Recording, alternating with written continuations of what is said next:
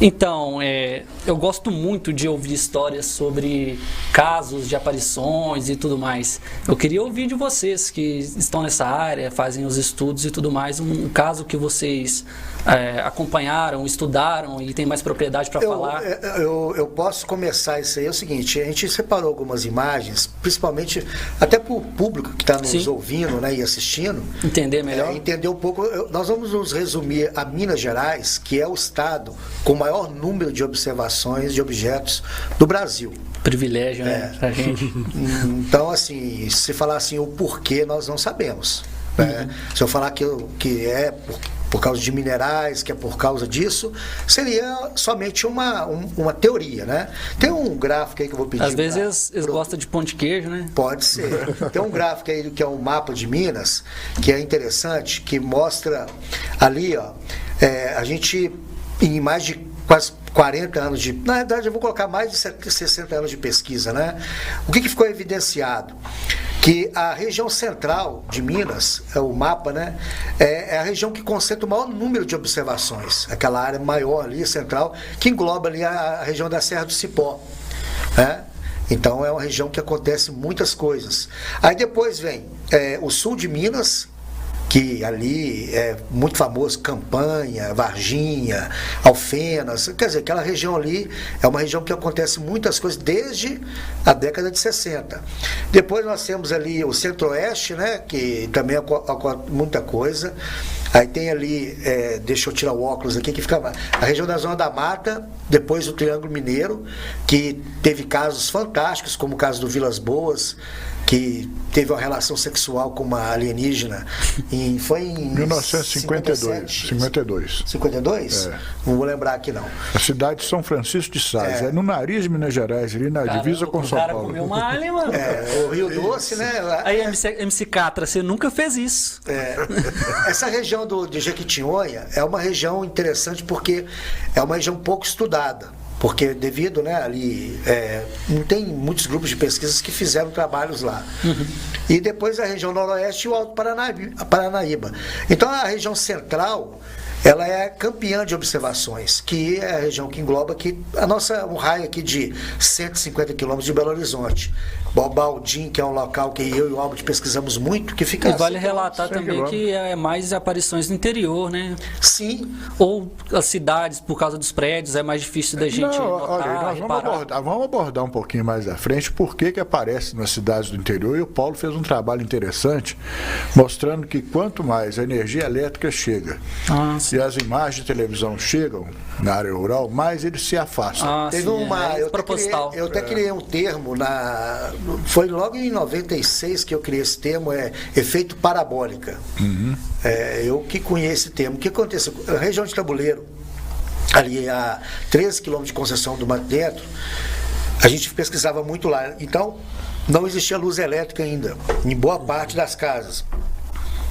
E a gente quando chegava lá em Tabuleiro, no Alto da Serra, a gente olhava embaixo e via aquelas casinhas espalhadas, né? Era interessante, porque nenhuma delas tinha luz elétrica.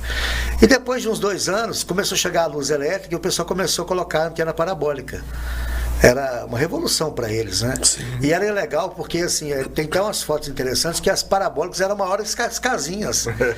Então, você chegava lá de cima da serra, você via aquele monte de parabólica, você não via nem o telhado da casa, porque aquelas casas do interior geralmente são casas menores, né? Acho que o povo do interior parece que é tudo pequenininho. E aí, o que aconteceu depois que a luz elétrica chegou nessas regiões e a parabólica? O número de observações de objetos voadores não identificados caiu, assim, 70%. Por quê que caiu?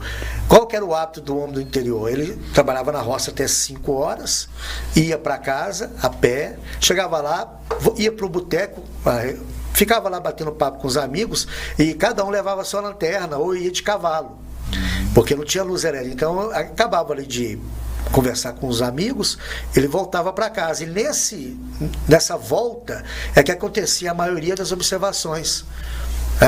que a gente coletou, eu, Albert, centenas de casos assim. Então, a partir do momento que chegou a luz elétrica, esse capial da roça, ele passou a ter a televisão, coisa que ele nunca tinha visto antes. Então ele chegava da roça e ficava ali vendo televisão, novela.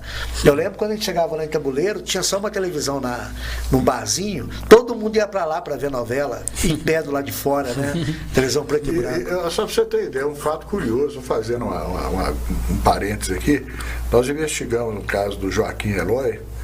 Ele foi um dos casos, você vê como é que o pessoal não sabia operar nenhuma televisão. Eu virei, na época, entrevistando o Joaquim, eu falei, senhor Joaquim, eu estou vendo que ali a casa do senhor tem uma antena de televisão, logicamente deve ter uma televisão, e se tem televisão, tem luz elétrica. Não teve interferência quando a nave pousou ali, não? Ele falou, não tem luz aqui não. Eu falei, por que, senhor Joaquim? Você não tem televisão? Eu falei, não, a televisão foi o seguinte, tinha um caboclo que devia meu filho um dinheiro, e ele pagou com essa televisão essa antena. E ligamos ela lá para ver se ela acendia, mas foi sem luz. Ele falou assim, eles achavam que só ligar a televisão e pôr a antena já funcionava. Né? Eles então, queriam ligar a televisão sem luz. Então você vê como é que o grau de inocência dessa turma. E isso aí colabora para a gente para mostrar que realmente essas pessoas, elas não têm condição de formar uma história complexa, sabe? Depois eu vou narrar um fato aqui que eu pesquisei. E realmente, igual o Paulo fala, quando essa parabólica chegou ali, eles pararam de ir. E eles evoluíram de uma tal forma que nós fomos agora, foi na Chapada Diamantina, né?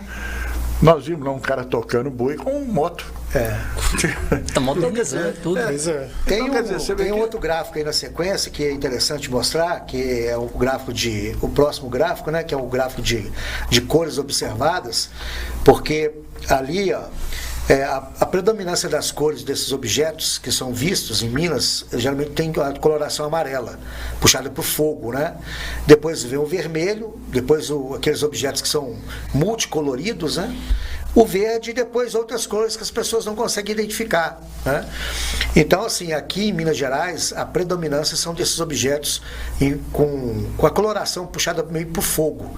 As sondas, né, que são aquelas pequenas bolas que as pessoas veem passando no alto da serra, elas geralmente têm essa coloração puxada por fogo, né? Por isso que fala mãe do ouro, que eles acham que aquela bola, ela mostra aonde teria jazidas de ouro.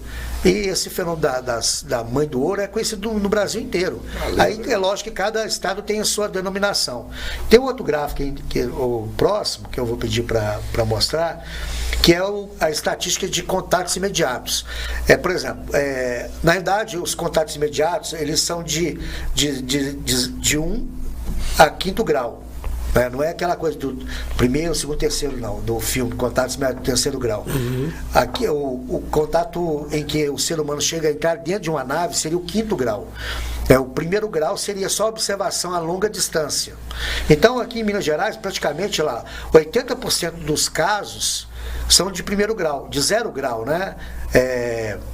Que são aquela observação quando a pessoa vê o objeto a longa distância e ela não consegue determinar nenhum formato, nada.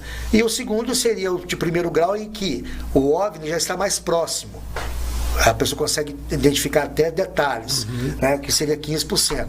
O segundo, que é 10%, é quando esse objeto ele pousa e deixa algum vestígio, seria o contato de segundo grau.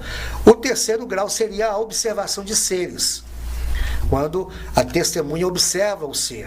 Aí seria contato imediato de terceiro grau. Seria legal presenciar. Que seria 8% dos casos. Ou não, vai saber. E 4% seria do contato de 4º grau, que é o quê? Quando há uma interação entre o tripulante da nave e o ser humano. Às vezes ele só tem ali um contato, talvez de gesto ou por conversa, né? Tanto telepaticamente como verbalmente, né? Qual o caso que a gente já pesquisou, que tem essas duas formas. E o último, que é o 5º grau, que é quando a pessoa é levada para dentro da nave, que abdução, na ufologia, né? É o termo abdução, mas o Albert não concorda. Detesto esse termo, isso é uma estupidez. Sequestro, esse realmente é o termo. Abdução fica parecendo uma coisa gostosa, ele foi abduzido. Não, foi sequestrado e sequestro em violência. Você vai contra a sua vontade. E as experiências que eles fazem com as pessoas dentro da nave, normalmente não são muito boas. Tá? A não ser aquela que o cara pegou a mulher, né? Mas ali também tem um pouquinho de fetiche. Porque acontece, não, às tem vezes... um pouquinho de violência também. Na verdade, a abdução foi um termo cunhado na ufologia para fugir do quando, por exemplo, se fala assim, olha, houve um sequestro, aí você vai subentender outras coisas. Quando fala abdução, aí você já remete à ufologia. Então, nesse ponto aí, é um pouco válido. Mas, de qualquer forma, é um sequestro. Então, representa assim... E aqui em Minas Gerais, por incrível que pareça, é o estado em que apresenta os casos mais importantes de abdução no Brasil. Que são vários. Aí aqui, se a gente for citar, talvez a gente fique aqui horas, mas Minas Gerais é campeã, tem o caso Bebedouro, o caso Hermínio Bianca, o Vilas Boas e tantos outros casos que são clássicos na ufologia internacional. Se você pesquisou, Paulo, lá em... Como é que chama?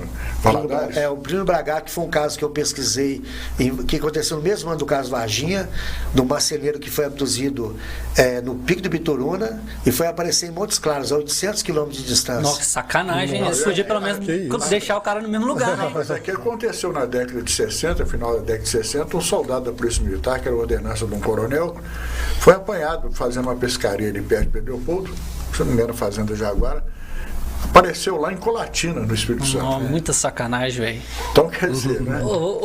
Alienígenas, se vai abduzir alguém, velho, ajuda, né? Deixa no mesmo lugar. Seja cavaleiro. O cara vai ter que gastar dinheiro com passagem. Ou então, imagina, não tiver contato com o familiar. Ele foi deixado no lugar. Como é que volta para casa? Um córrego, um rio, assim, e ele pediu carona a um caminhão que levou ele até numa estação de trem. E, para a sorte dele, esse trem vinha aqui para Estação Central de Belo Horizonte, onde ele foi deixado, foi confundido com ladrão. Né? E ele teve o interessante no caso do José Antônio da Silva, né? Que aí que entra aquela coisa assim, que é as diferenças, né? De quando a coisa sai só daquela coisa especulativa. Ele teve uma redução em uma das pernas de 4 centímetros. Que isso. No intervalo de 5 dias. Que doideira, hein? Como ele era policial, então os policiais geralmente eles fazem toda, né? Eles, para fazer o uniforme, eles são. Então, e 4 centímetros de uma perna para outra é uma coisa muito grande.